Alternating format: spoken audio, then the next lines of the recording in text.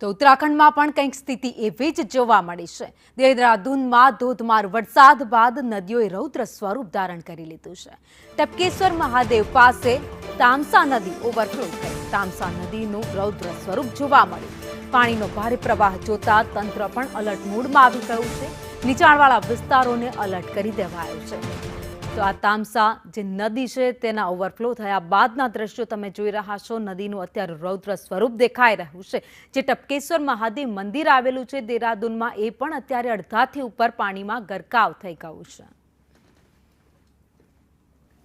તો ભારે વરસાદ બાદ ઉત્તર ભારતના રાજ્યો અત્યારે ભારે હાલાકીનો સામનો કરી રહ્યા છે। હજુ પણ 11 રાજ્યોમાં હવામાન વિભાગે ઓરેન્જ એલર્ટ આપ્યું છે। તો કેટલાક વિસ્તારોમાં ધોધમાર વરસાદ પડવાની પણ આગાહી વ્યક્ત કરવામાં આવી છે। ભારે વરસાદના કારણે જનજીવન પ્રભાવિત થયું છે।